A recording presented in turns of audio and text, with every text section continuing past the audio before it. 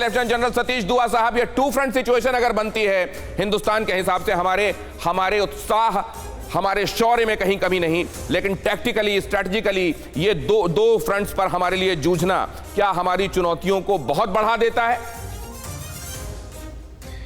यकीनन चुनौतियां बढ़ती हैं, लेकिन हमारी आर्म फोर्सेस इस टू फ्रंट चुनौती के लिए हमेशा तैयार है।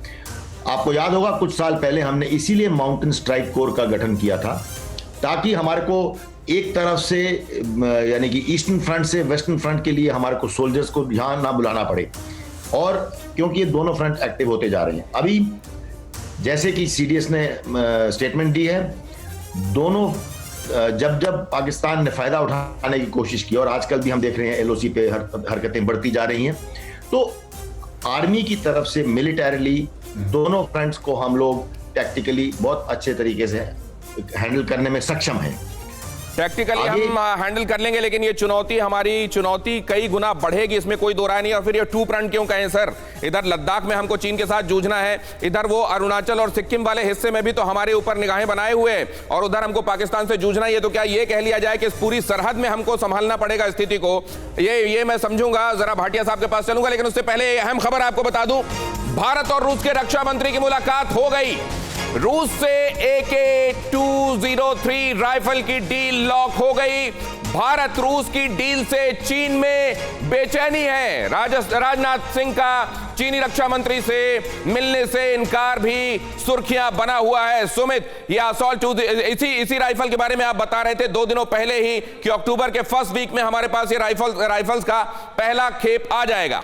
करीबन 6,70,000 राइफल आनी है, और ये हमारे लिए इसलिए जरूरी है क्योंकि AK-47 से थोड़ी सी हल्की और ज्यादा एडवांस वर्जन है 203 का, और भारत इसको लेके कीन इसलिए भी है क्योंकि ना सिर्फ इसकी पहली खेप करीबन 70 या 60,000 जो राइफल्स है वो रशिया से आएंगी, उसके बाद सारी करीब 6 लाख राइफल्स भारत में ही बनेंगी। और ये इसलिए इंपॉर्टेंट है कि ना सिर्फ हमारी जो जरूरतें हैं डिफेंस की उनको पूरा करेंगी, बल्कि हमारे मेक इन इंडिया प्रोसेस को भी ये बहुत आगे तक पहुंचाएंगे। और दिनेश, लगातार हमने सबसे पहले खबर दिखाई कि इसकी पहली खेप जो होगी वो अक्टूबर महीने में आएगी, और अब ये भी बता रहे हैं कि ये डील रक्षा मंत्री के एजेंडा में सबसे ऊपर थी, और यही वजह है कि इसके डील को सील होने की संभावनाएं भी ज्यादा थी। और अब लगभग ये खबर माना जा रहा है कि बिल्कुल क्लियर है कि रक्षा मंत्री के इस दौरे पर के बाद इस डील को साइन कर लिया जाएगा, और भारत के पास ये एडवांस वर्जन जो राइफल्स का है, असॉल्ट राइफल्स का, बहुत जल्दी आ जाएगा। सुमित, आपको ये बता रहे हैं 6,70,000 राइफलें एकदम से, जब ये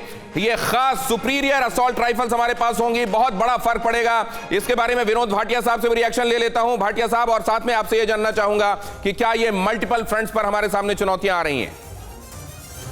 चुनौतियां आ रही हैं, लेकिन हम चुनौती के लिए बिल्कुल तैयार हैं, हम सक्षम हैं। ये हमने बहुत सालों से ये प्लानिंग कर रखी है, इसमें किसी को कोई शक नहीं होना चाहिए। हमारे पास वेस्टर्न फ्रंट ले लीजिए, आप हमारे नदर्न बॉर्डर ले लीजिए, हमारे देश, हमारी फौजें, आर्म फोर्सेस बिल्कुल सक्षम है और हर किसी से तैयार हैं। और चाइना ने इस बार क्या किया है, उनकी जो असेसमेंट थी, जो भारत का जो रिजॉल्व था लाइन ऑफ एक्शन कंट्रोल पे, उनकी बिल्कुल असेसमेंट गलत हुई। उन्होंने सोचा था कि ऐसा रिजॉल्व मिलेगा, और खास तौर से जो 29 और 30 तारीख रात को हुआ है, जहां पर हमारी फौजों ने जाके प्रीएम्प्टिव ऑक्यूपेशन करा है हाइट्स का, स्पांगुर गैप के दोनों शोल्डर्स को ऑक्यूपाई किया है। स्पांगुर गैप जो है जशूर को जाती है, और ये एक आर्मर्ड थ्रस्ट भी आ सकती है यहाँ से, ये बहुत इंपॉर्टेंट है, और इसको करने से चाइना को धक्का लगा है। अभी तक हम कहते थे डिसएग्रीमेंट चल रही है, और वो कहते हैं कंप्लीट हो गई है। अभी वो बोलेंगे कि हमको स्टेटस को एंते चाहिए, क्योंकि चाइना समझता है कि भारत की फौजें 4 किलोमीटर अंदर हैं, जबकि हम अपनी लाइन ऑफ एक्शन कंट्रोल के अपनी तरफ है, उसमें किसी को शक नहीं होना चाहिए कि ये इलाके आपने शुरू में दिखाए, ब्लैक टॉप, रिजंगला, ये हमारे लाइन ऑफ एक्शन कंट्रोल के हमारी तरफ है, और हमने अपनी तरफ में लाइन ऑफ एक्शन कंट्रोल के ऑक्यूपाई करे हैं। और जहां तक पाकिस्तान का सवाल है, मैं 1 मिनट और लूंगा। पाकिस्तान को इकलौता मौका तभी मिलता है जब हम नदर्न बॉर्डर्स में चाइना के साथ हम वहां पर हमारा कुछ चल रहा हो, गड़बड़ चल रही हो। और ये चाइना ने कोशिश पहले भी करी थी, जब उन्होंने 50 किलो का RDX एक पार में रख के एक बड़ा धमाका करने की कोशिश करी थी। सर, नटशेल में समझ गया मैं।